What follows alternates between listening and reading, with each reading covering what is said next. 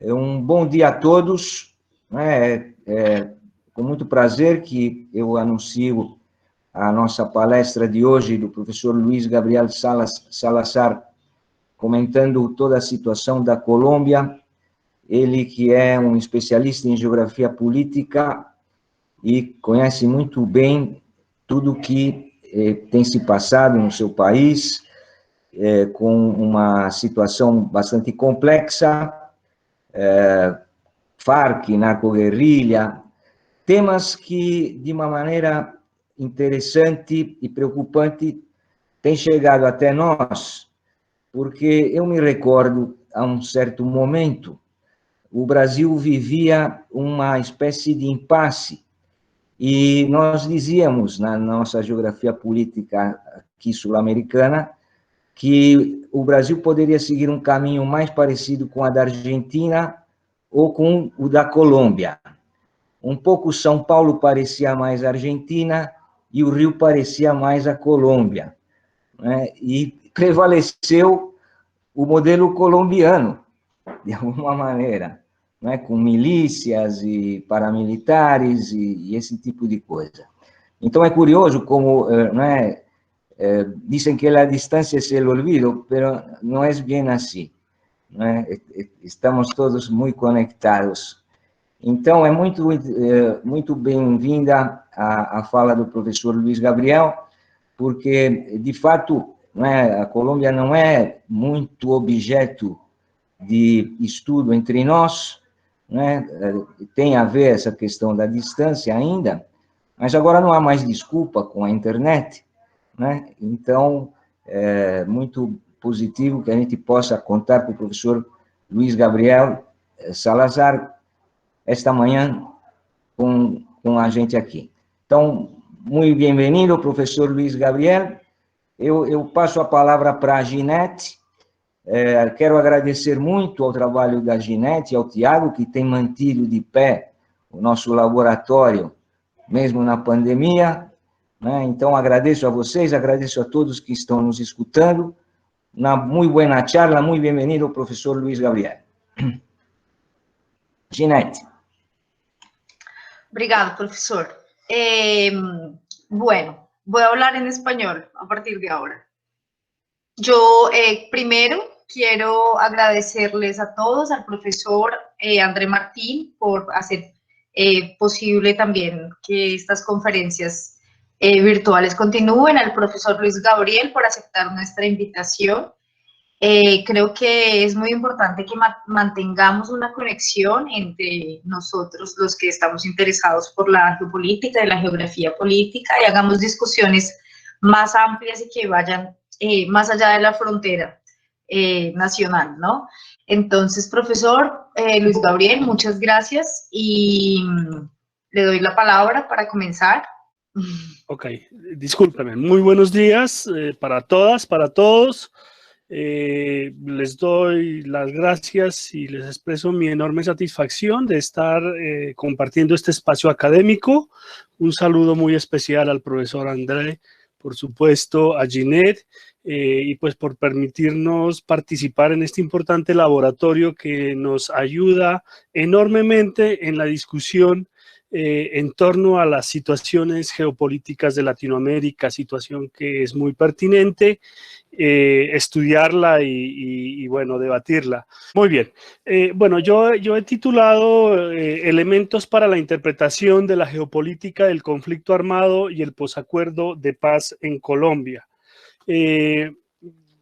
Esta presentación que haré la he dividido en 3 momentos, pero que a la vez pueden ser considerados las posturas geopolíticas en Colombia respecto a la guerra y a la paz. La primera postura que vamos a abordar tiene que ver con el escenario del conflicto que vivimos en Colombia, es decir, cómo la sociedad y el Estado colombiano asumía una postura frente al conflicto y cuáles eran sus implicaciones en términos de sus territorialidades, las implicaciones de las territorialidades de la guerra y de la violencia en Colombia desde 1990 hasta 2016. ahora hago esa precisión de por qué ese periodo de tiempo. Y bueno, la segunda parte tiene que ver con el cambio geopolítico que se presenta en Colombia, especialmente con el gobierno del presidente Santos, Juan Manuel Santos, que permitió la negociación. Y en particular quiero hablar desde mi experiencia como asesor de la Oficina del Alto Comisionado para la Paz, en particular del punto 1 que hace referencia a la reforma rural integral, y dentro de la reforma rural integral hablaremos lo que son los PEDET, que se denominan los planes de desarrollo con enfoque territorial del acuerdo de paz. ¿Cuál era su propósito? ¿Cuáles sus propósitos, sus objetivos y cómo se llega a la definición de estas regiones de Colombia para implementar la reforma rural integrada? El tercer aspecto que quiero hablar tiene que ver con el posacuerdo de paz. Y hablar del posacuerdo, pues estamos refiriéndonos a una situación que hubiésemos esperado se desarrolle con mejor tranquilidad, pero el cambio de gobierno en Colombia y por supuesto la postura geopolítica de este nuevo gobierno respecto al acuerdo de paz, pues ha traído una serie de inconvenientes en la aplicación. Pero yo quiero transmitir el mensaje que a pesar de ello y a pesar de la polarización que hay en Colombia en la sociedad civil, el acuerdo, hay elementos del acuerdo de paz que están funcionando, y quiero mostrarles el caso del caso de la Jurisdicción Especial para la Paz en lo que respecta a la investigación asociada con personas desaparecidas en el contexto del conflicto armado en torno a un megaproyecto, al área de influencia de un megaproyecto hidroeléctrico conocido como Hidroituango. Entonces, pues bien, me atreví, un tanto especulando, a traerles a ustedes un mapa general de Colombia para hacer algunas referencias que más adelante las voy a citar. Quiero decir que la presentación que voy a hacer, que estoy haciendo en este momento, tiene un carácter, hace uso de mucha cartografía. Es decir, para nosotros los geógrafos, la cartografía es el medio para poder presentar los argumentos de la discusión. Entonces, lo que ustedes van a ver será una presentación tal vez con exceso de cartografía, pero me parece que es un gran recurso. Entonces, quiero decirles, bueno, este es el territorio de Colombia, Colombia ubicado en la esquina noroccidental de Latinoamérica. Estas son las fronteras terrestres. Tenemos a Panamá, ya hacia Centroamérica. Panamá nos divide los dos mares, el Océano Pacífico y el Océano Atlántico y el Mar Caribe. Tenemos Venezuela. Aquí tenemos a Brasil, la frontera terrestre con Brasil es extensa. Aquí está el río Amazonas. Esta sería la frontera con Perú, y de aquí tendríamos la frontera con Ecuador.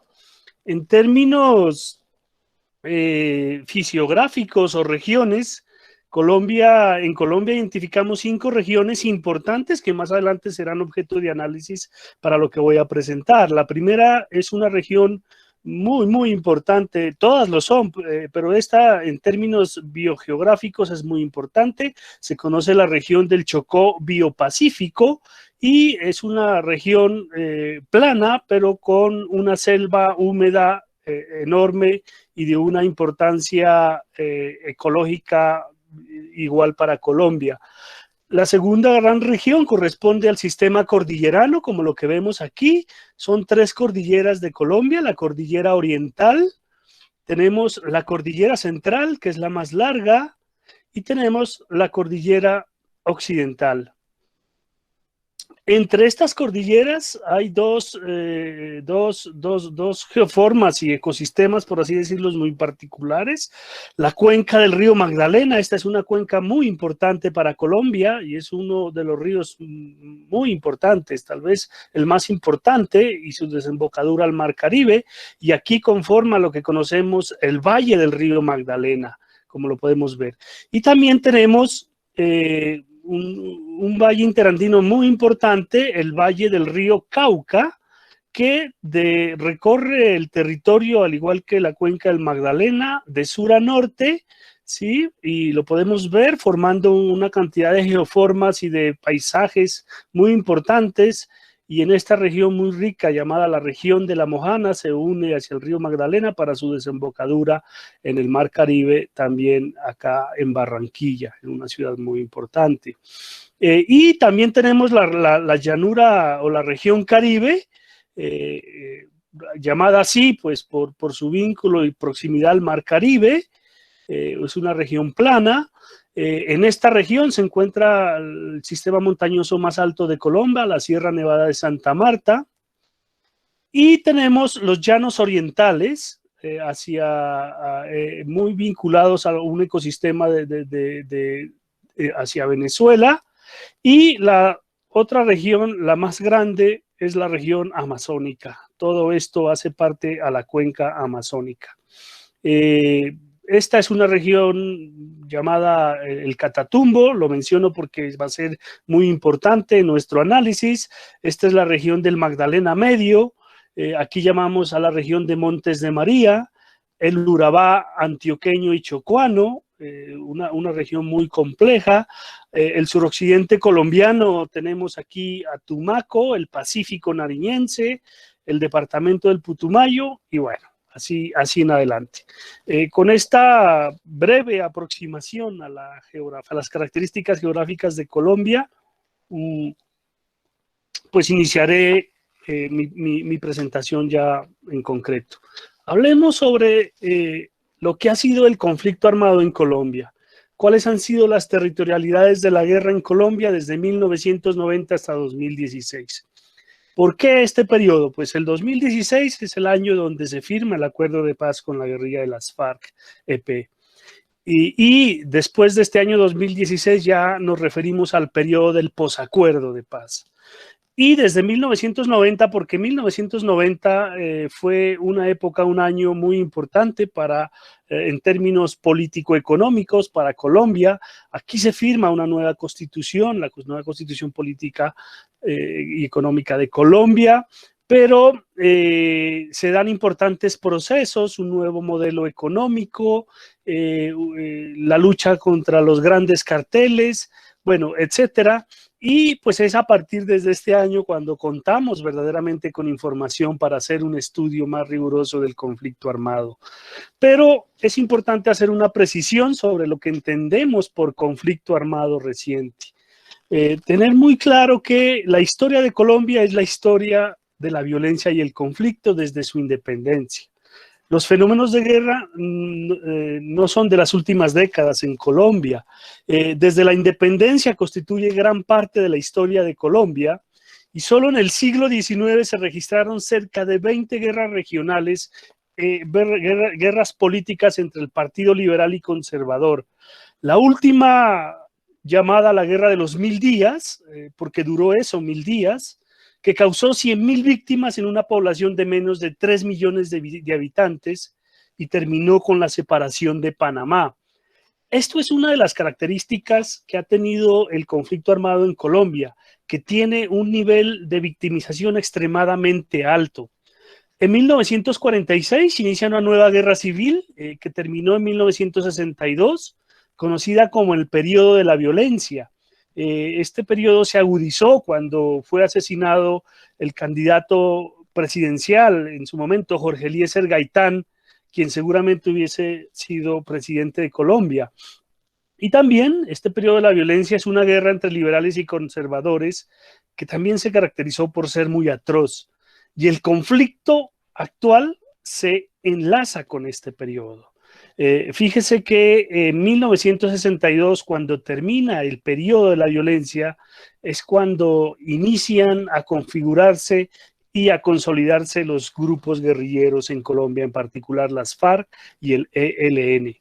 Esta es muy contundente, es una frase de uno de los importantes investigadores del conflicto armado en Colombia, Daniel Pecó, quien él afirma y dice que muchos investigadores, historiadores colombianos, se han atrevido a considerar que la violencia es un problema consustancial de la historia colombiana e incluso hace parte de su naturaleza, mientras que el resto de América Latina ha alimentado múltiples concepciones de progreso, pues ni qué decirlo, la concepción de progreso que ha tenido importante Brasil o otros países latinoamericanos, pues Colombia ha vivido sobre todo bajo el signo del fracaso y de la pérdida, y de la que la separación de Panamá es un símbolo, y yo le agregaría y la pérdida del mar territorial con Nicaragua sobre los entornos de San Andrés y Providencia recientemente en el fallo de La Haya hace parte de ese símbolo del fracaso.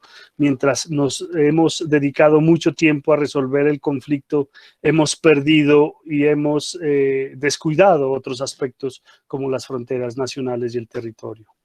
Pues bien, ¿cómo se ha estudiado el conflicto armado en Colombia?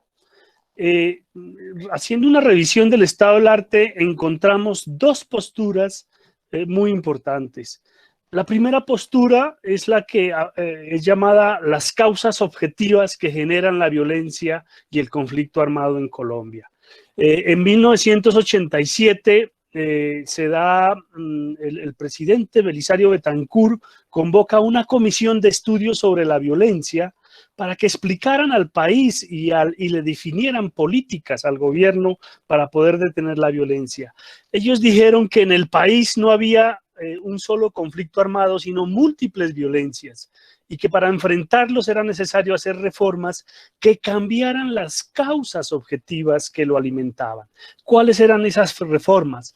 Hablaron de reforma agraria, de acceso a la tierra, de una política de derechos humanos, la necesidad de una democracia más incluyente, de reducir la pobreza, la miseria, y si todo esto se reduciría, entonces se facilitaría las negociaciones con las guerrillas.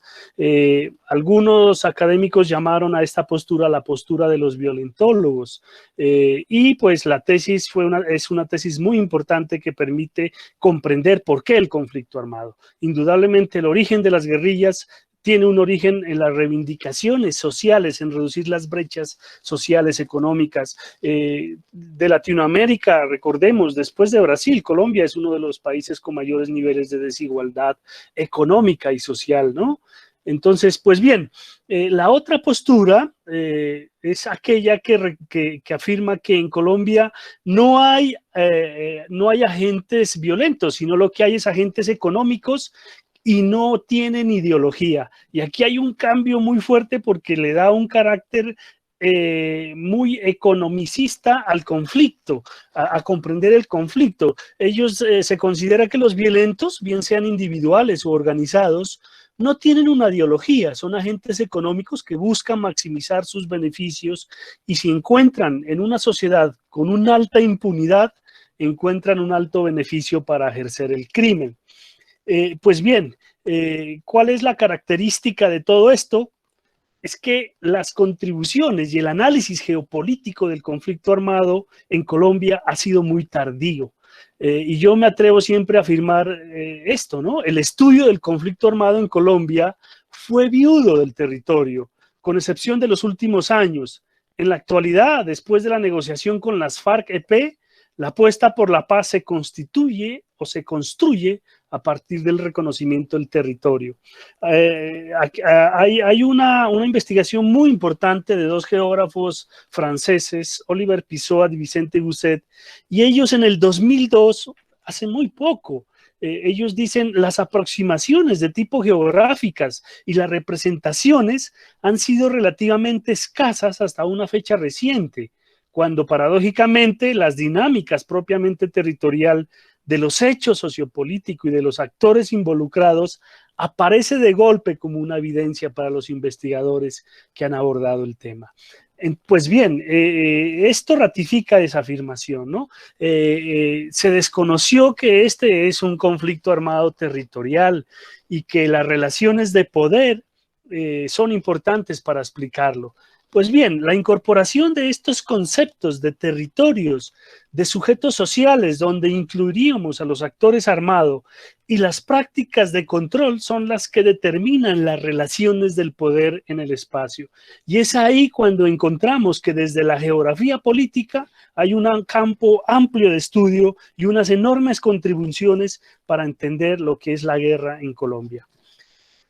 Desde 1990 en adelante, el Estado y muchas instituciones han hecho un seguimiento importante a las víctimas en Colombia.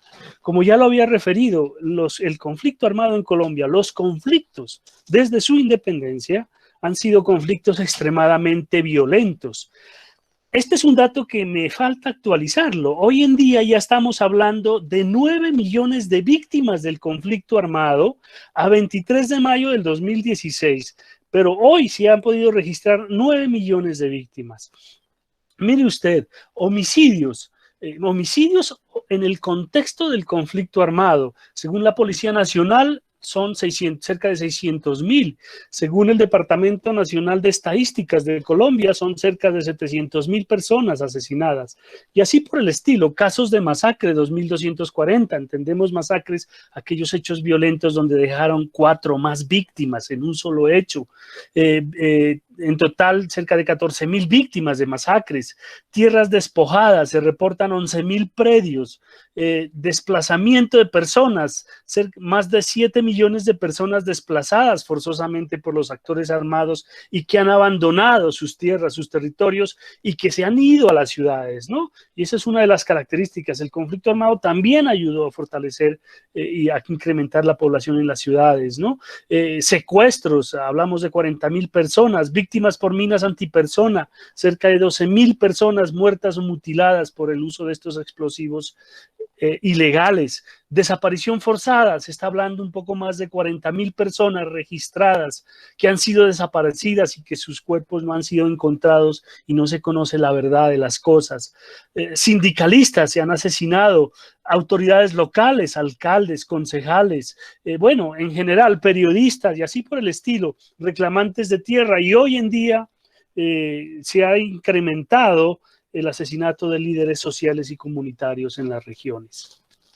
Pues bien, hay que tener presente que la guerra que se libra en Colombia es muy particular. A diferencia de otras guerras que ocurren en otros países, pues esta no se fundamenta en antagonismos religiosos o que todos los protagonistas sean políticos, como el caso de los narcotraficantes, ¿no? No tienen una reivindicación política. Sin embargo, la expansión territorial ha sido el medio para conseguir los fines de los actores a través de la coacción a la población civil. Es decir, sí es un conflicto que tiene un carácter territorial extremadamente alto.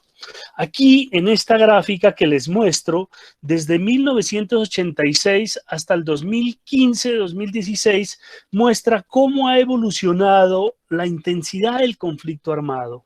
Entendida la intensidad como el intercambio de guerra, de armas de guerra, de actos de guerra entre las fuerzas del Estado y los grupos armados irregulares en toda la geografía nacional. Aquí identificamos 4 importantes periodos. El primer periodo va hasta el año de 1999. Fue un periodo en donde cada vez se estaba agudizando el conflicto armado, pero tal vez de los más pacíficos en la línea de tiempo que estamos analizando, con unos vaivenes muy importantes. A partir del año 98 hasta el año 2002 es el momento de mayor incremento y corresponde al periodo en que se da la negociación fallida de paz con el presidente Andrés Pastrana y la guerrilla de las FARC, cuando se definió la zona de distensión, es decir, un despeje de una zona importante para realizar la negociación. Después de este periodo, del 2003 hasta el 2013, vemos un importante descenso, pero aquí ocurren muchas dinámicas. Se da el repliegue de las FARC, este periodo coincide con el fortalecimiento y expansión de los grupos paramilitares. Estos grupos se desmovilizan en el año 2006, emergen nuevos grupos herederos de ellos, la guerrilla de las FARC se repliega, y aquí ya iniciamos un proceso de negociación formal con las FARC que llevó a la negociación en La Habana. La negociación involucró una reducción muy importante del conflicto armado en Colombia. Pero si queremos verlo más en detalle, cosa que lo pasaré muy rápido, podremos ver la línea de tiempo de la dinámica del conflicto armado, pero en acciones mensuales. Esto es lo que yo llamo el electrocardiograma del conflicto armado. Las acciones armadas en color verde, como vemos aquí, corresponden a las acciones de la fuerza pública, es decir, el ejército, la policía, la armada, la fuerza aérea, en contra de los grupos irregulares. Y este color naranja corresponde a las acciones de los grupos irregulares. La línea punteada negra es la intensidad, la sumatoria de las dos, y aquí vemos la tendencia polinómica de cómo se comportó el conflicto armado en todo este periodo de tiempo. Aquí podríamos hablar y detenernos mucho tiempo para detallar cada uno de estos comportamientos, pero en general lo que podemos decir es, hasta el año 2002, la iniciativa armada siempre estuvo en manos de los grupos irregulares, es decir, las fuerzas del Estado teníamos un ejército débil que no podía igualar o invertir esta tendencia. Por ejemplo, nuestra fuerza aérea era una fuerza aérea muy débil, pero el fortalecimiento de esa fuerza aérea en Colombia se presenta ya en el año 2002 con el apoyo del Plan Colombia y la intervención innegable de Estados Unidos en la ayuda tecnológica e inteligencia. La correlación de fuerza cambia y es a partir del año 2002 cuando ya las fuerzas del Estado son las que llevan la iniciativa armada, hasta tal vez el momento más fuerte en el 2007, que corresponde al momento de mayor repliegue de las guerrillas. Entonces, fíjese como anécdota, en el año de 1998-99, se da una muy importante toma de la guerrilla de las FARC al departamento del Mitú.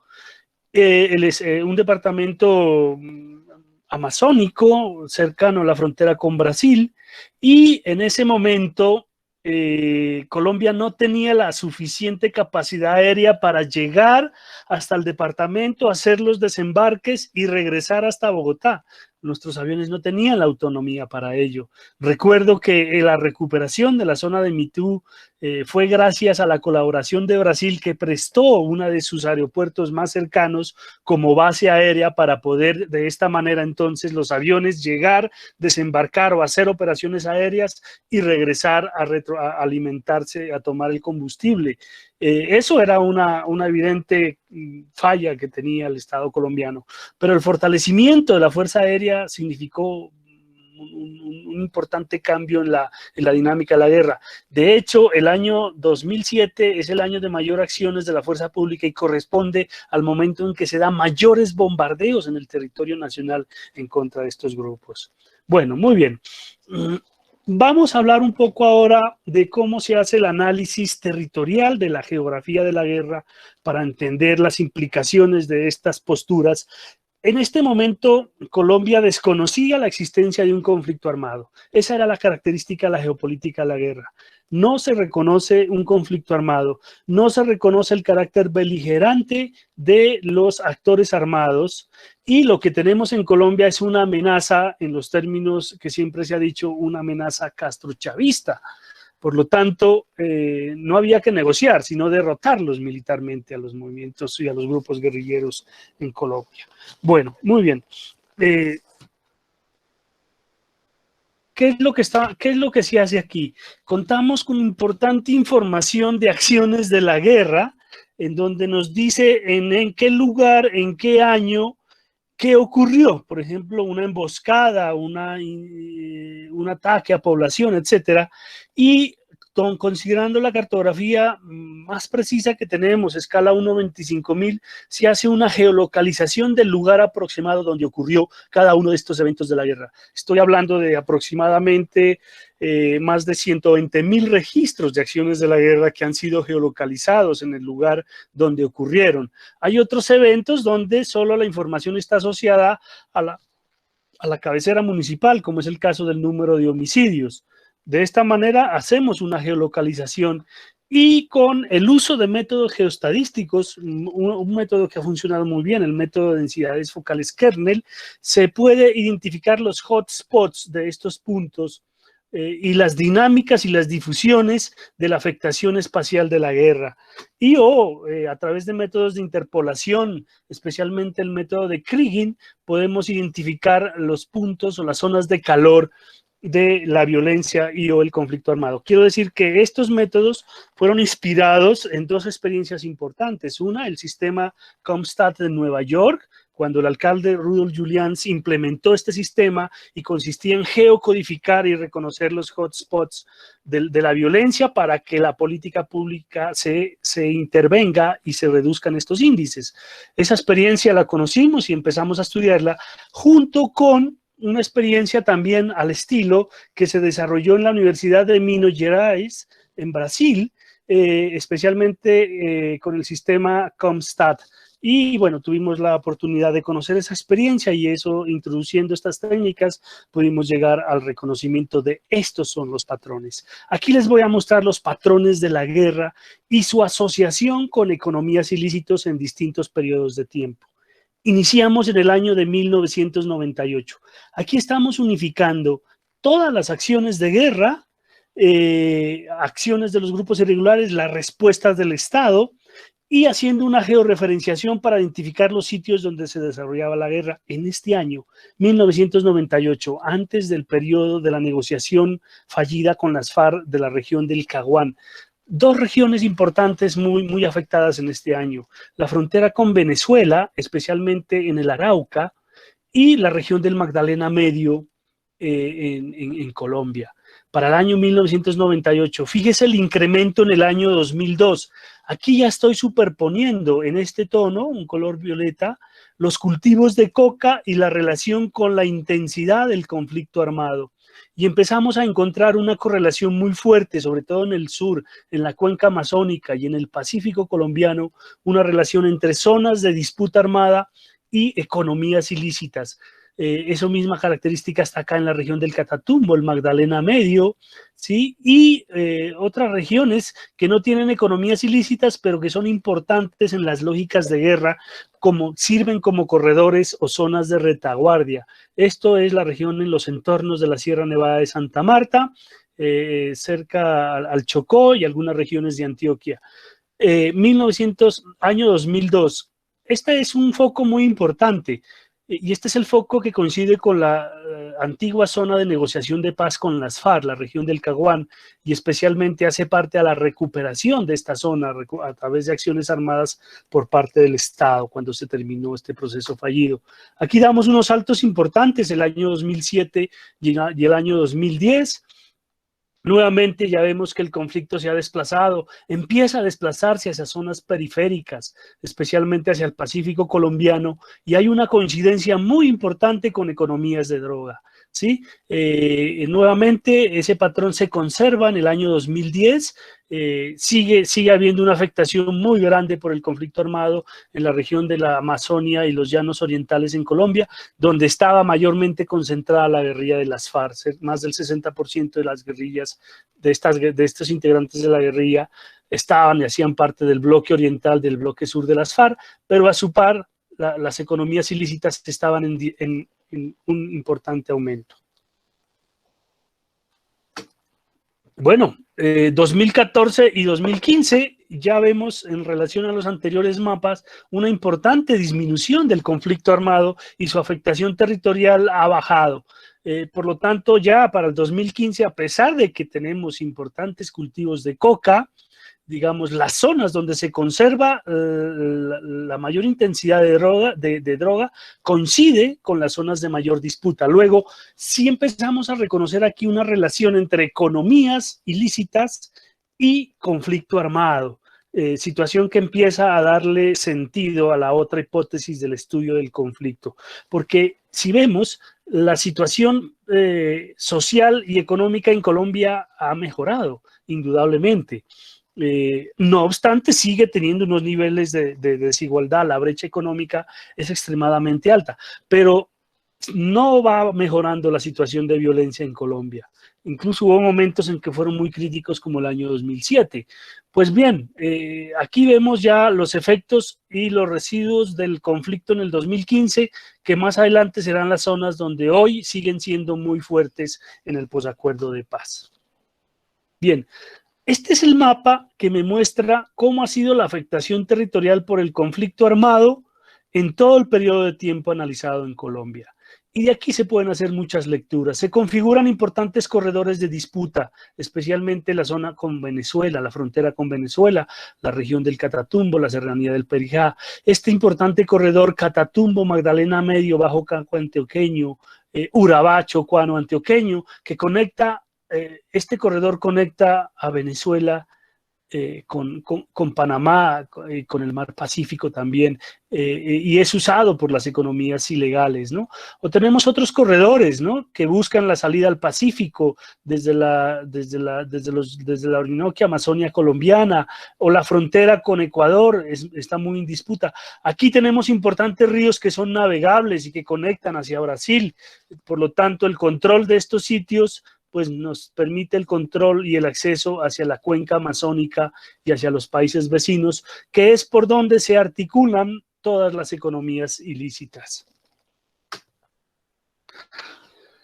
Aquí vemos dos mapas, el mapa de las acciones de la fuerza pública y el mapa de las acciones de las guerrillas y de los grupos ilegales. En acciones de la fuerza pública estamos considerando los combates y los bombardeos, y en acciones de los grupos al margen de la ley estamos considerando emboscadas, hostigamientos, ataques a instalaciones de las fuerzas militares. Todo esto es información de inteligencia del Estado colombiano, información de prensa, información de las empresas de Ecopetrol, ISA, bueno, etcétera. Pero bueno, así como hemos visto el conflicto armado, también esto ha significado múltiples formas de violencia. Aquí vemos el mapa de las tasas de homicidio, los lugares donde ha habido mayor afectación por muertes en el contexto del conflicto armado.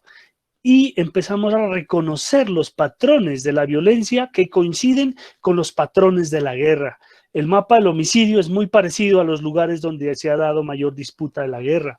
Lo mismo ocurre con las zonas donde se han concentrado las masacres, o donde se han perpetrado los secuestros, o donde mayor se ha desplazado a la población. Es decir, aquí reconocemos que los territorios en disputa son los territorios donde mayor se concentran las formas de violencia, ¿no? Autoridades locales, víctimas por minas antipersona, coincide con las zonas de los hotspots de la guerra. Lo mismo con reclamantes de tierra, expulsión de personas, despojo de predios. Es decir, en términos espaciales reconocemos una alta correlación entre zonas de disputa y zonas de mayor victimización, de mayor consecuencias humanitarias para la población civil. Aquí vemos, este es un mapa muy interesante porque concentra el mapa de las economías ilícitas en Colombia. Considera aquí la información de cultivos de coca, de minería ilegal y de contrabando en Colombia. ¿Cuáles son los lugares donde se concentra mayor estas actividades? Y volvemos a reconocer, ¿no?, los mismos corredores o algunos de estos focos de estos corredores que habíamos identificado. Los lugares donde mayor se ha ejecutado la violencia en Colombia, ¿no?, en términos humanitarios. Empezamos a reconocer estos sitios. Aquí lo vemos con mayor claridad. Zonas de conflicto armado, zonas de victimización y zonas de economías ilícitas. Bueno, aceleraré un poco porque tenemos mucho de qué hablar, pero cómo las relaciones de poder en el espacio de los actores armados han contribuido a la conformación de territorios. Este es el mapa de afectación por el conflicto armado, pero aquí lo que vemos es la configuración de importantes corredores en la economía de guerra.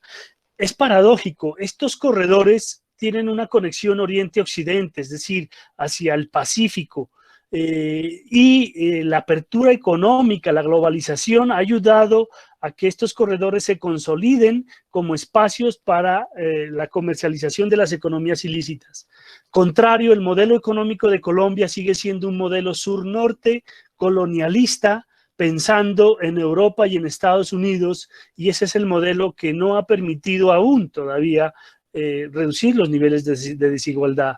Todo esto, ¿para qué decir? Los actores armados aparentemente han sido más eficientes en el uso del territorio para optimizar la economía ilícita que el mismo Estado en promover una economía legal y de crecimiento para el país.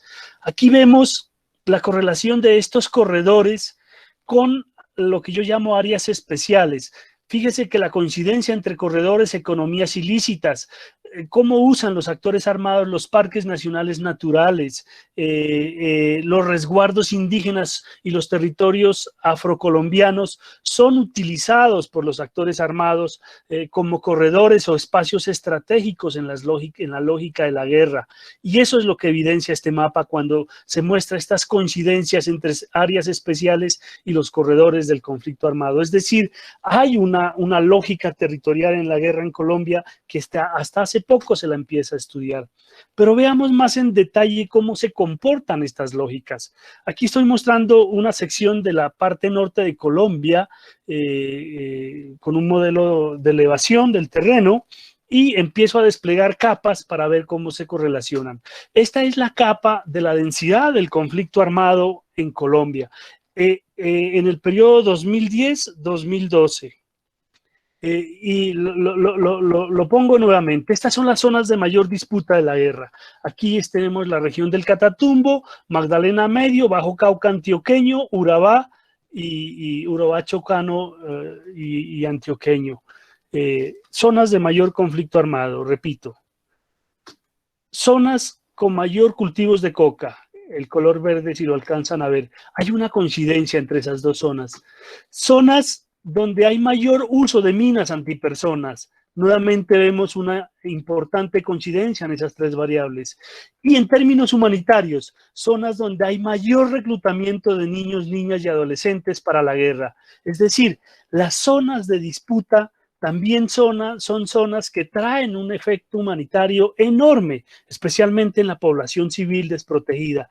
Aquí encontramos unas correlaciones muy fuertes entre disputa armada, economías ilícitas y impactos humanitarios. Entonces, a medida que nos profundizamos en las regiones, esto es lo que vamos a encontrar. Bueno, muy bien. Esta es la primera parte y lo que quería mostrar sobre lo que fue y lo que ha sido en gran parte los impactos y las lógicas de la guerra en Colombia. Ahora quiero hablar un poco sobre lo que ha sido y lo que es la negociación. Ginette, no sé si te parece bien que continúe o hacemos una pausa para preguntas. No, profe, yo creo que continúa hasta terminar y al final reunimos todas las preguntas. Yo creo que no hay problema con eso. Bueno, muy bien. Bueno, voy a hablar sobre la negociación y lo que ha significado el cambio geopolítico del Estado y de la sociedad colombiana frente a la negociación. Nosotros encontramos tendencias geopolíticas del Estado para resolver el problema del conflicto armado. Hay una tendencia tradicional y hay otra que es más visionaria. La tendencia tradicional es la postura que dice que hay que llevar al Estado a las regiones. ¿Y cuál es esa postura?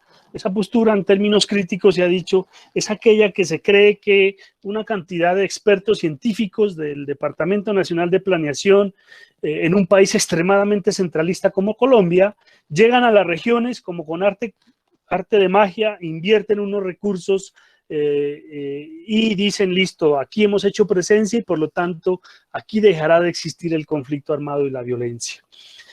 Aquí estoy citando un trabajo de su tesis doctoral de nuestra alcaldesa en Bogotá, de Claudia López. Ella dice, desde 1958, con el presidente Alberto Lleras Camargo, todos los presidentes colombianos, sin excepción, han tratado de llevar al Estado a las regiones en conflicto, pero no ha tenido el efecto.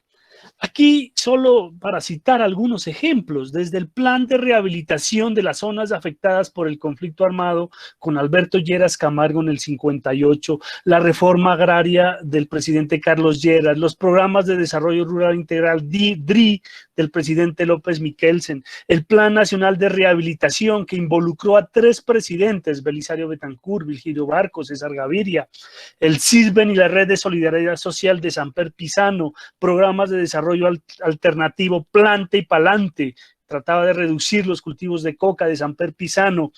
Bueno, ni qué hablar del Plan Colombia de Andrés Pastrana, ni de qué hablar de los planes de seguridad democrática, acción social, del presidente Uribe Vélez, la política de consolidación también del presidente Uribe Vélez. parte del primer gobierno de Santos, que él llamó la Unidad Administrativa Especial para la Consolidación Territorial del gobierno de Santos, y hoy la negociación de paz. Pero antes de la negociación de paz, todos estos procesos llevaban el Estado a las regiones, y los resultados pues no se vieron, no se redujo el conflicto ni la violencia.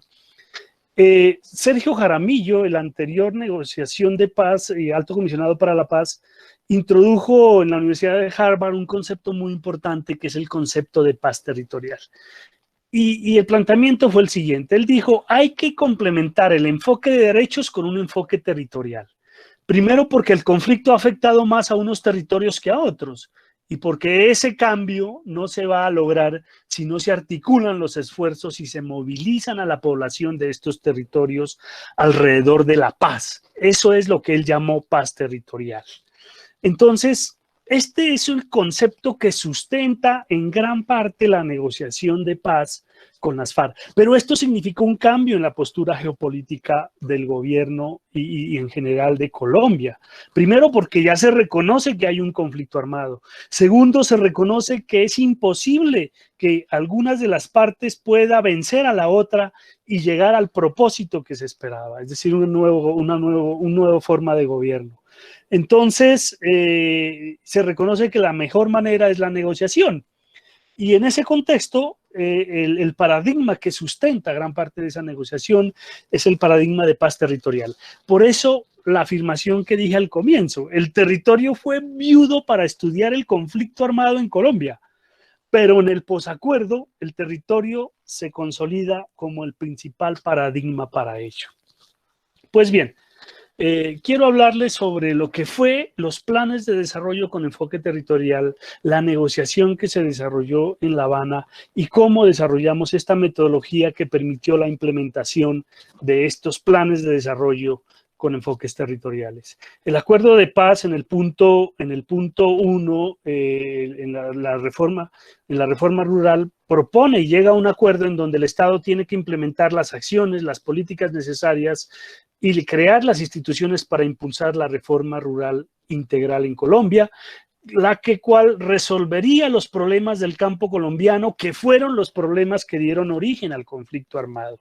Y pues bueno, este ejercicio que se planteó en 3 etapas, primero fue una mesa de trabajo con el Ministerio de Defensa que culminó en julio del 2013, el segundo que ya fue un ejercicio interno que hicimos en la Oficina del Alto Comisionado para la Paz, donde desarrollamos la metodología, y el tercero se instaló una mesa de trabajo interinstitucional entre el Ministerio de Justicia, DNP, otras instituciones del Estado. Lo que quiero decir es que la negociación, que el resultado de la negociación, de lo que vamos a ver, involucró una negociación internamente dentro del Estado y después ya la negociación propiamente con la guerrilla de las FARC en La Habana. ¿Qué fue lo que se acordó? Criterios acordados en el punto 1 del acuerdo general que se asume para la discusión en la mesa de conversaciones en La Habana.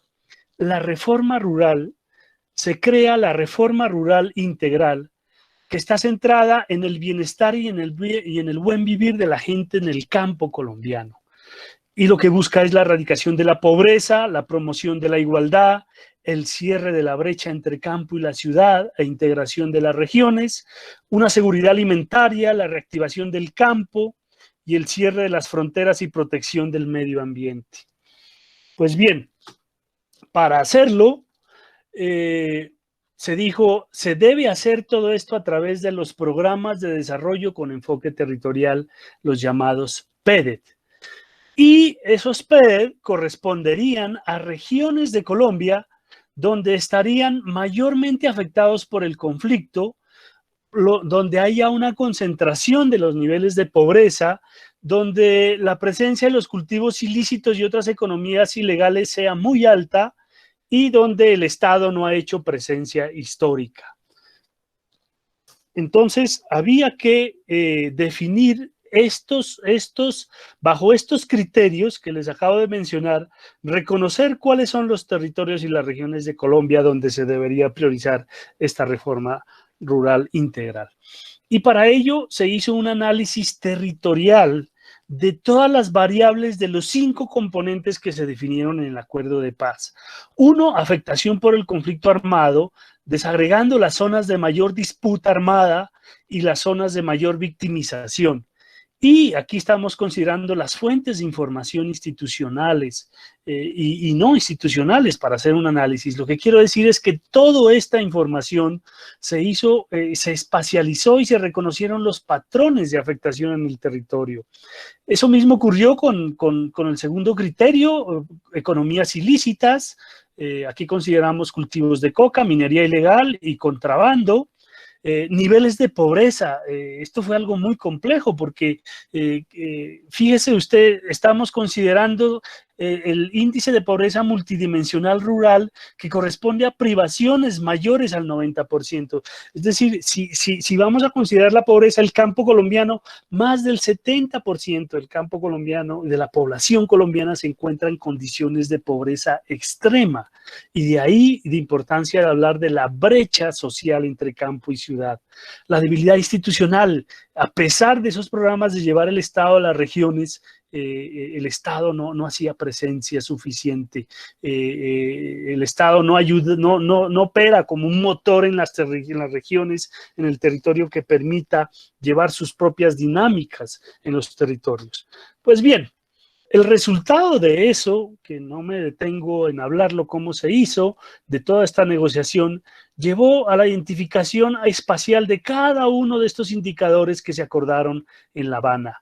Y a través de unos ejercicios de álgebras de mapas, de superposiciones, se llega a identificar las zonas mayormente afectadas, donde podría inicialmente iniciar a pensarse dónde sería que se implementaría los PEDET.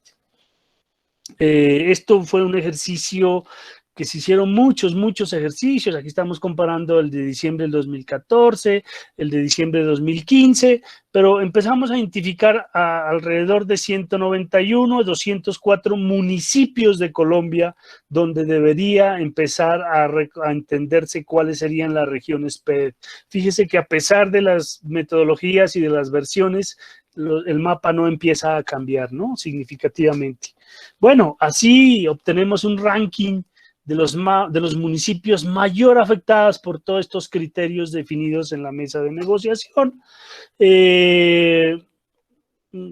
Identificamos los municipios, empezamos a reconocer posibles regiones y a través ya de una discusión más política y operativa se empiezan a configurar cuáles deberían ser las regiones que afectarían o que se debería priorizar para la implementación de los PEDET. Se tuvo en cuenta la clasificación de los municipios según su grado de ruralidad, la presencia de estructuras criminales herederas de los grupos paramilitares que no se habían desmovilizado y que estaban actuando en el territorio, la presencia de frentes del ELN que están en el territorio. A través de todas estas consideraciones de este primer mapa empezamos a tener cuáles serían las amenazas para la implementación. Se llega a definir ya aquí 21 regiones, pero después se priorizan 16 regiones que debería implementarse los planes de desarrollo con enfoque territorial, y en un decreto presidencial del 2017 se emite la implementación de estos PEDET. ¿Qué debo decir? De todo este proceso de negociación, la negociación más difícil fue la negociación dentro del Estado colombiano, que las instituciones se pongan de acuerdo, que los intereses políticos incluso se pongan de acuerdo. Cuando esta propuesta se hizo, la presentación en La Habana, Cuba, a las FARC, recuerdo que no nos demoramos una hora y llegamos a una conciliación. Fue mucho más fácil la negociación, en este caso con la guerrilla, que la negociación interna con el Estado. Pero así llegamos a la definición de estos planes de desarrollo con enfoque territorial. Otro aspecto importante que tenía el acuerdo de paz que no se ha implementado es las circunscripciones especiales de paz. ¿Y qué es lo que buscaban estas circunscripciones? Que por un periodo de tres periodos legislativos se nombren representantes a la Cámara de integrantes de las víctimas de estas regiones de Colombia, de los PEDET. para que tengan representatividad en el Congreso. Esto fue algo acordado en el punto político del Acuerdo General para la terminación del conflicto.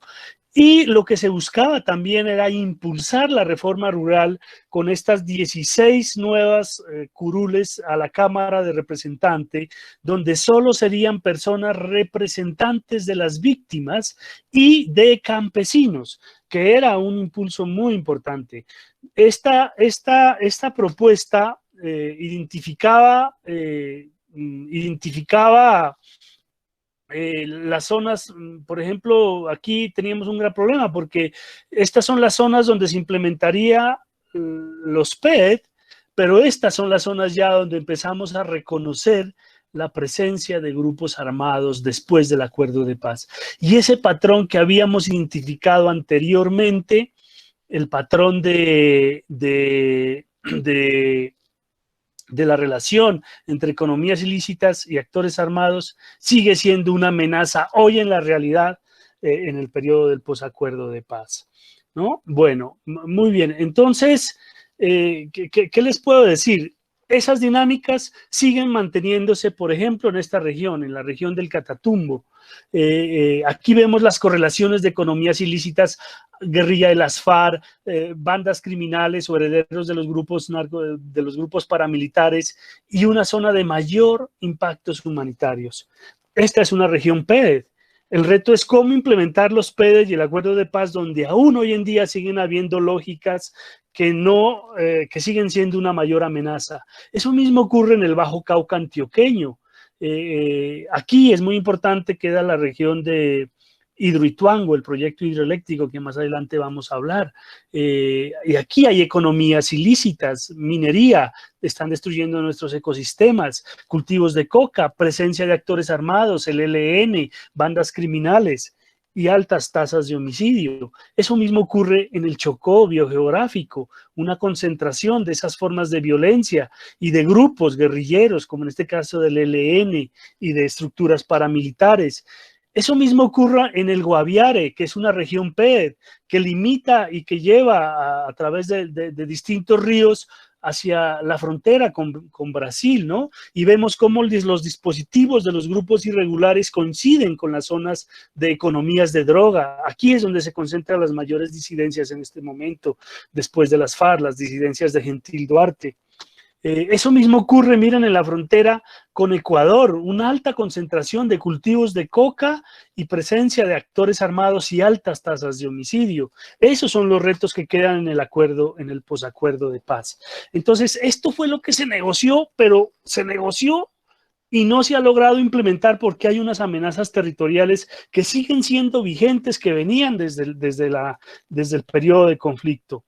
Ahora bien, en un cambio de gobierno con el presidente Duque, donde retoma nuevamente la postura geopolítica de que hay que reformar, que lo acordado está mal acordado, que hay que acabar con la Jurisdicción Especial para la Paz, que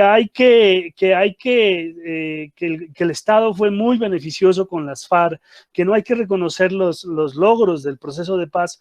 Entonces nos encontramos en un dilema muy grande. La implementación del acuerdo, por fortuna, una comunidad internacional que lo apoya y un país dividido entre los que apoyan el acuerdo y los que no lo apoyan. Pues bien, voy a darles un ejemplo de lo que ha sido la implementación en lo que corresponde a la Jurisdicción Especial para la Paz. La Jurisdicción Especial para la Paz es una corte creada en el Acuerdo de Paz y aprobada por el Congreso de la República de Colombia, que juzgará los actos de guerra cometidos desde 1990 hasta la negociación, y que juzgará a excombatientes de las FARC, a integrantes de la fuerza pública que se vieron involucrados en estos actos de guerra, y también a terceros o población civil que financió los actos de guerra.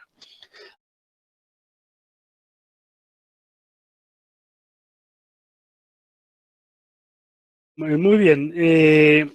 Bueno, hay muchos ejemplos. Debo decir que la infraestructura vial de Colombia, o mejor, la conexión entre las zonas periféricas con el centro del país ha sido una conexión producto de las guerras. Por ejemplo, la guerra que hemos desarrollado y que desarrollamos en su momento con Perú, o la guerra de los 1000 días, permitió la conexión con departamentos periféricos. Pero hay unos casos muy particulares de cómo, por ejemplo, las guerrillas, en particular las FARC, sí fortaleció y desarrolló una vía muy importante sobre lo que fue la antigua zona de distensión y el acceso hacia la selva amazónica. De hecho, esas vías se desarrollaron en el momento en que se estaba llevando a cabo la negociación fallida en la región del Caguán. Y es ahí cuando esta guerrilla, actuando como Estado, decide construir vías. Ahora bien, pues el Estado colombiano es un actor también que ha hecho y está haciendo muchas vías. Las propuestas de las vías del Estado colombiano pues son vías para el desarrollo, para la prosperidad, pero claro que tienen un carácter también geopolítico en las lógicas de la guerra. Pero no hay un plan específico que el proyecto de infraestructura vial en Colombia esté orientado básicamente hacia sacar una ventaja en la lógica de la guerra. No se da porque el fortalecimiento de la Fuerza Aérea ya le permitió a toda la tropa y a todas las fuerzas del Estado llegar en cuestión de 15 minutos, pueden llegar a cualquier parte del territorio nacional. Y eso fue a partir de la creación de los comandos aéreos, los llamados CACOM. Los comandos aéreos, 5 comandos aéreos estratégicos en Colombia, con el fortalecimiento, por supuesto, y la ayuda del Plan Colombia, y en particular del gobierno norteamericano. Ya Colombia tiene una autonomía y en este momento, por ejemplo, la Fuerza Aérea más fuerte en helicópteros, el ejército que tiene más helicópteros en Latinoamérica es el ejército colombiano. Incluso es todo extraño, más fuerte y tiene más helicópteros que el ejército brasilero. Sí, que pues por supuesto Brasil es una cosa enorme, pero claro, entonces no ha sido necesario optimizar tantas vías de infraestructura para la guerra. Muy bien.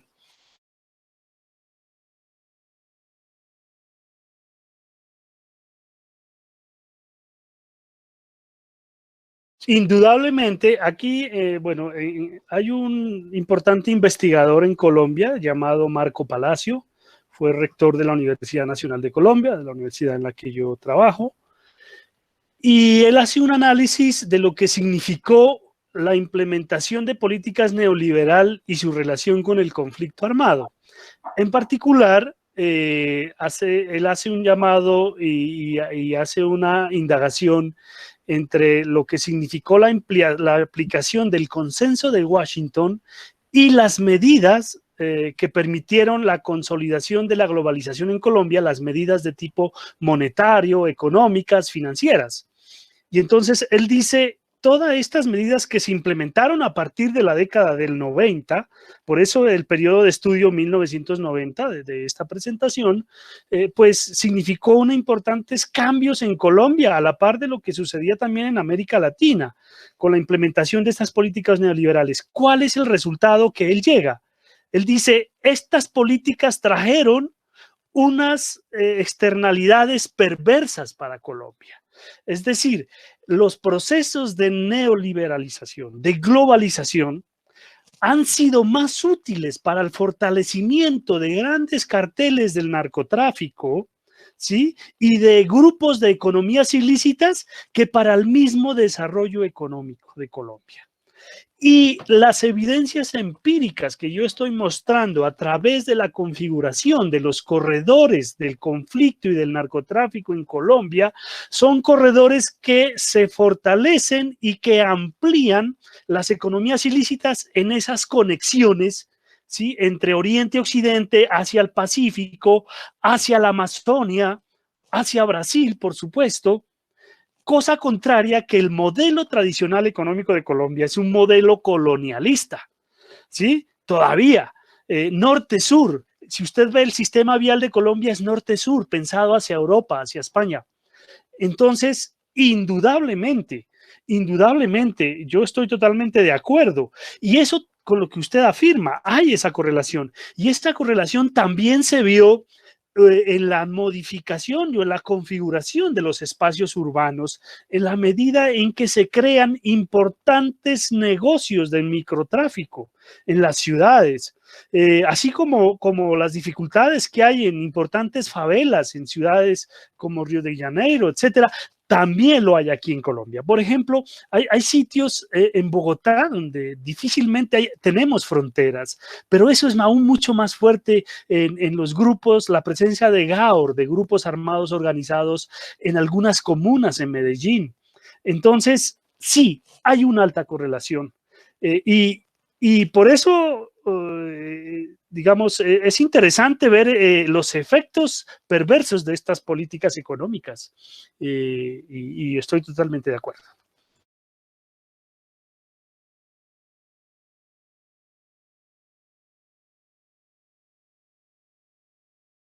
Interesante la pregunta, digamos, aquí en Colombia ha pasado de todo en el contexto del conflicto armado. Como está distribuido las fuerzas en Colombia, los asuntos urbanos son asuntos que está a cargo la Policía Nacional de Colombia. En principio, el ejército solo se concibe para la intervención en zonas rurales, en zonas de guerra. No obstante, pues digamos, cuando en Colombia hemos tenido situaciones como la toma al Palacio de Justicia del M-19 en el 84, pues bueno, se fue necesario la intervención del ejército en zonas urbanas y así por el estilo. Han habido operaciones urbanas del ejército, pero tal vez una de las situaciones que más ha llamado la atención y que ha sido objeto de incluso de las cortes internacionales en Colombia ha sido la famosa desarrollo de la Operación Orión. Una Operación Orión que consistió en la intervención del ejército colombiano a la Comuna 13 en Medellín. Pero lo que pretendía esa operación, pues por supuesto, era acabar con erradicar la presencia de actores armados, pero en particular de la guerrilla que se había apoderado de esta comuna. Hay unas fotografías y hay unos hechos interesantes en donde hay personas y militares investigados, porque esa operación fue una operación que se hizo en conjunto con los grupos paramilitares. Por ejemplo, hay registros de cómo el encapuchado agente paramilitar empieza a identificar las viviendas de esa comuna y de hecho, uno de los sitios que el movimiento de víctimas de crimen de Estado le solicita a la JEP para que intervenga es a la Comuna 13 de Medellín, en particular a la zona de La Escombrera, porque después de esa operación se disparó el incremento de personas desaparecidas de esa Comuna 13. Y los indicios, o al menos el peticionario, cree que muchas de esas personas desaparecidas fueron personas víctimas de la operación militar que se desarrolló en la Comuna 13 en Medellín. Tal vez ese es el ejemplo más emblemático en Colombia. Ahora bien, en este momento la intervención del ejército en las zonas urbanas de Colombia es una intervención pasiva y no llega a ese nivel. No llega a ese nivel, precisamente por los antecedentes humanitarios que hay. Cuando se ha intervenido el ejército en situaciones urbanas, como es el caso de la Comuna 13 en Medellín, las consecuencias humanitarias han sido enormes y en eso ha habido un avance importante en la Constitución de Colombia y en los organismos de control. Incluso los gobernantes casi que, digamos, sería ese el último recurso para que el ejército salga. Por ejemplo, aquí en Bogotá el año pasado tuvimos un hecho inédito donde se declaró un toque de queda por las manifestaciones sociales, pues muy reivindicadas, ¿no? Digamos, una de las cosas que ha dejado el conflicto armado es la negociación de paz, es que la agenda dejó de ser el conflicto y ahora la sociedad reivindica otros hechos sociales, ¿no? Reivindica más justicia y eso llevó a una situación de caos en Bogotá, en donde pues fue necesario el toque de queda y ahí salió el ejército como tratar de controlar ciertas zonas donde verdaderamente el orden público estaba muy alterado, pero operaciones militares no lo hay. Entonces yo creo que prohibir pues, tiene mucho sentido, ¿no? Tiene mucho sentido porque los resultados y las evidencias ha sido de que cuando la fuerza del ejército entra, detrás de ello dejan unas condiciones, unas situaciones humanitarias verdaderamente críticas en los países. Entonces, no quiero hablar sobre Brasil porque soy prudente, no le he hecho un seguimiento enorme, pero creo que tiene sentido en prohibirlo.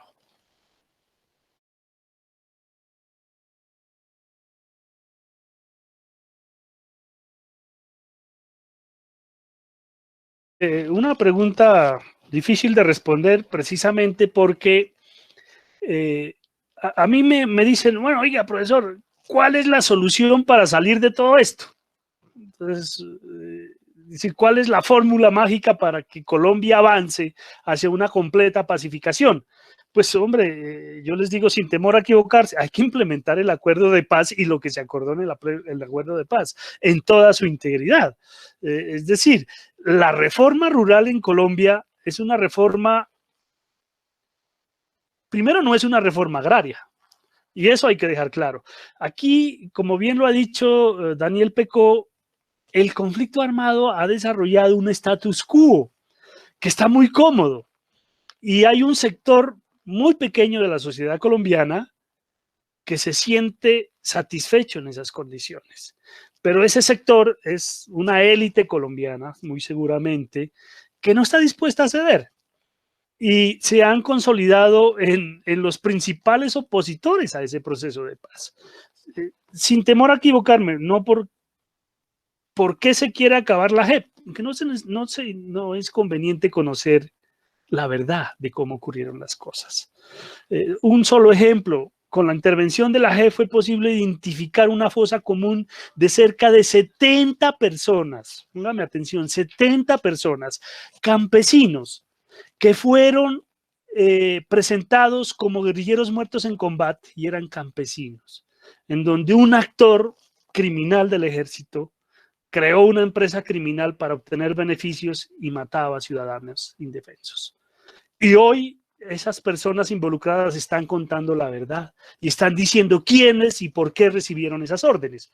Eso es muy incómodo para un sector importante de la sociedad colombiana. Entonces, el problema que tenemos en Colombia es que no se está llevando a cabo y no se está implementando el acuerdo de paz tal como se acordó. Por ejemplo, el punto de los cultivos ilícitos. Es muy complicado que las organizaciones comunitarias puedan recuperar el poder en los territorios cuando todavía haya ahí, como lo vimos en los mapas, economías ilícitas, economías ilegales, donde están siendo controladas por un contrapoder del Estado, es decir, por grupos armados donde el Estado no tiene la capacidad de controlar, donde el Estado no tiene la capacidad de hacer justicia. De aquí me acuerdo de la pregunta del profesor André. Claro, el problema de Colombia es que tiene mucho espacio, pero poco territorio. ¿Y a qué me refiero con esto? El territorio entendido como el lugar donde el Estado ejerce el control y la territorialidad. Colombia y sus instituciones en las zonas periféricas no alcanza a llegar. Al no llegar, ahí emergen contrapoderes y ahí es muy difícil en esos contrapoderes reivindicarle el poder hacia las organizaciones comunitarias. Mire, de todas mis investigaciones, sin excepción, el asesinato de un líder comunitario que hoy está en incremento en Colombia se da porque el líder comunitario promulga un discurso en favor de la comunidad, pero en contra del actor armado que tiene intereses económicos. Entonces, por ejemplo, una de las personas que yo tuve la oportunidad de entrevistar en el departamento de Nariño, un líder afrocolombiano en Tumaco, Nariño, él decía, si queremos recuperar nuestro territorio, tenemos que erradicar los cultivos ilícitos. Y si erradicamos los cultivos ilícitos, podemos construir nuestra visión de territorio y de desarrollo. Por decir eso, fue asesinado. ¿Sí? Y así por el estilo. ¿Pero quién lo asesina? Una estructura criminal en una alianza, en una amalgama en el territorio de mafiosos, de clase política, de narcotraficantes. Incluso en los territorios hay delegados comerciantes de los grandes carteles de México, carteles del Sinaloa, que ellos llegan con dólares y van comprando las cosechas de la droga, van comprando ya la producción y se encargan de velar de que esa producción llegue verdaderamente a Centroamérica o a Estados Unidos. Entonces, si no implementamos lo acordado para reducir la siembra de cultivos de coca, difícilmente podemos hacer que la autonomía territorial llegue. Es decir, el concepto de paz territorial se queda en la semántica, ¿sí? Se queda en la semántica. Entonces, pero ¿de quién es la responsabilidad absoluta de esto? Es que esto es una negociación de Estado, no de gobierno, esa es la diferencia. Pero el presidente o los gobernantes actualmente no lo están implementando. Fíjense ustedes, es paradójico que ha hecho el cambio geopolítico de esta presidencia en Colombia. Desconocer el acuerdo de paz, tratar de frenarlo, promovido por el partido de gobierno que es el Centro Democrático, tratar de frenarlo, incluso a nuestros aliados internacionales como Cuba. La política internacional lo que ha hecho es perjudicarlos al hacer que Estados Unidos los incluya en la lista de países. Es decir, eso es terrible, se está jugando con un país aliado, un país que de por sí ya está bloqueado y que ahora Colombia le está promoviendo mayores bloqueos, está jugando con la comida y con el hambre de otro pueblo. Entonces uno se pregunta y dice, ¿pero qué es esto? En este momento, el partido de gobierno está promoviendo aquí en Colombia la tercera reforma, el tercer intento a los acuerdos de paz. Y lo que se ha dicho inicialmente, hagámoslo de manera unilateral sin tener en cuenta las FARC. ¿Sí? Y ahora se dice, no, acabemos con la JEP. O mejor, creemos dentro de la JEP una sala exclusiva para los militares, porque no queremos que los militares cuenten. Entonces, es muy difícil. El panorama que tenemos es un panorama muy difícil. Bueno, eso es lo que puedo decir.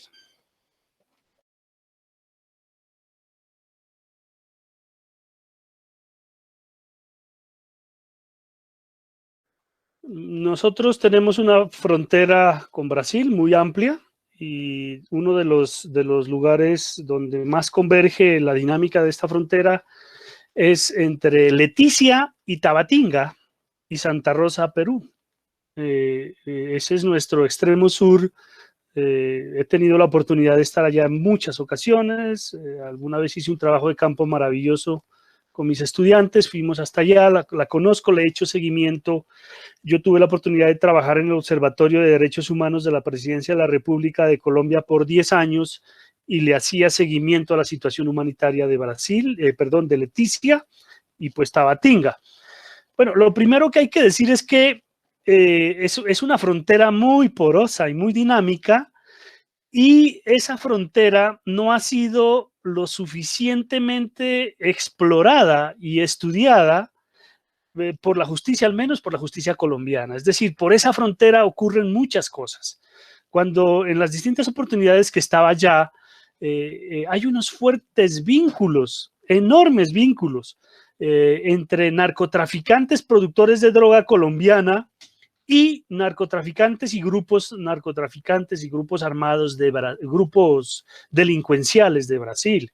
Solo para darles un ejemplo, uno de los mayores narcotraficantes brasileros, Fernandinho Beira, bueno, no sé si lo pronuncio bien, si ustedes mal no recuerdan, él fue protegido por las FARC y fue capturado en Colombia y había un vínculo muy fuerte entre este narcotraficante y la guerrilla de las FARC, ¿sí? Eso ha sido una relación histórica. Cuando yo hago entrevista he entrado a algunas cárceles de Colombia, especialmente una cárcel en la Amazonia colombiana, en el Putumayo, y hablaba con personas que están juzgadas por narcotráfico. Ellos dicen, mire, nosotros tenemos dos rutas para sacar la droga de Colombia. Una es la ruta del Pacífico, y hay que ir hasta Tumaco y sacarla con los submarinos que construimos. Y la otra ruta es por la cuenca amazónica, hasta Brasil, por Manaus. ¿Sí? Entonces dicen, en este momento, toda la producción de droga de la cuenca amazónica de Colombia sale por Brasil. Y eso significa una infraestructura y unas alianzas de narcotráfico enormes. Incluso mucha de la droga que se consume en grandes ciudades de Brasil es la producción colombiana. ¿Sí? Entonces, hay un fuerte vínculo. Mire, de los grandes golpes que ha dado las autoridades colombianas en la explotación de la minería ilegal que está devastando nuestros ríos, nuestros ecosistemas y está contaminando con cianuro, mercurio, las cuencas de los ríos. Uno va al Chocó y encuentra avisos o en el Putumayo, avisos en el aeropuerto que dice, por favor, no consuma estos peces de la región, porque son los peces que más asimilan los químicos de la minería ilegal en estos ríos. ¿Qué quiero decir con esto? En las operaciones, los mayores financiadores o personas interesadas en la minería ilegal son brasileros, ¿sí? Y ellos han llegado aquí a Colombia, imponen sus prácticas, hacen asociación con economías ilícitas, llegan con dragas, ¿sí? Y empiezan a generar esas producciones. Por ejemplo, hace un par de meses fue capturado varios ciudadanos brasileños en el Chocó, porque estaban practicando, llevando a cabo estas prácticas ilícitas. Y eso, lo que quiero decir es que hay grandes grandes grupos económicos delincuenciales que se han beneficiado entre los dos países sobre una frontera donde todavía el Estado colombiano al menos no ha intervenido. Ahora, reconozco que del lado brasilero hay más control militar sobre la frontera, incluso tiene todo su sistema satelital exclusivo para vigilar las fronteras, ¿no? Pero a pesar de ello, en un ecosistema como es la selva amazónica, es muy fácil la circulación de estas economías.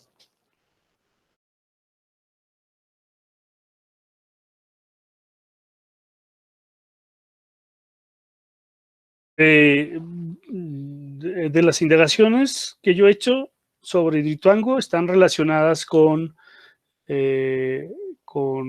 la violencia y el conflicto sobre los entornos de Hidroituango. Yo no he hecho indagaciones sobre las empresas que se han constituido, etcétera.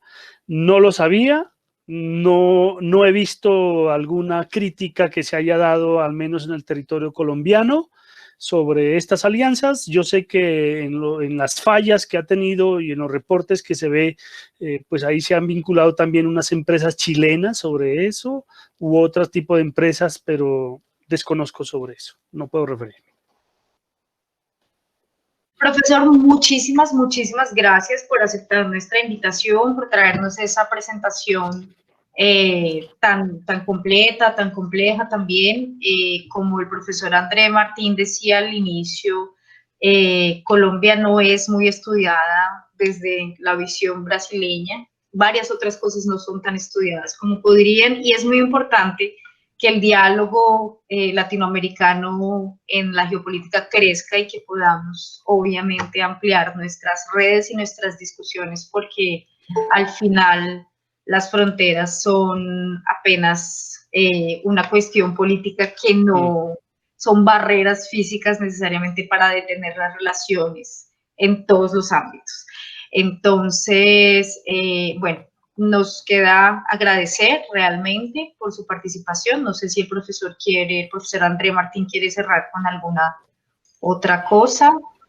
No, solamente agradecer una vez más y cumplimentarlo por la magnífica ponencia y cómo descubrimos que estamos muy más cercanos de lo que parece. Así es. Así es. No, bueno, pues a ustedes muchas gracias por la paciencia y soportarme en estas 2 horas. Académicamente, pues espero que esta sea el inicio de una alianza entre nuestras universidades, entre nuestros departamentos. Entiendo pues que por las circunstancias que hoy estamos viviendo, y también expreso toda mi solidaridad al pueblo brasilero por lo que está sucediendo respecto a la pandemia, respecto a las difíciles y equivocadas decisiones de sus gobernantes, pero pues eso también nos afecta a todos, ¿no? Nosotros estamos muy preocupados por nuestros pueblos indígenas de la Amazonia. Leticia, que es la frontera con Brasil, es uno de los principales focos en términos de tasas, el mayor foco de contagio que tiene Colombia por su población. y pues bueno, no sabemos cómo se dio ese contagio, por qué se dio. Leticia es una zona muy globalizada para Colombia, tiene muchos turistas, tiene mucha conexión con Brasil, por supuesto, pero bueno, nos preocupa mucho porque nuestros pueblos indígenas aparentemente están muriendo en la selva sin la atención médica necesaria, y ya se habla incluso de etnocidios, y pues eso es un tema que como pueblos hermanos nos preocupa y nos une, y la academia no puede ser ajena a ello. Ya quisiera hacer tantas cosas, pero no está en mis manos ni está en nuestras manos.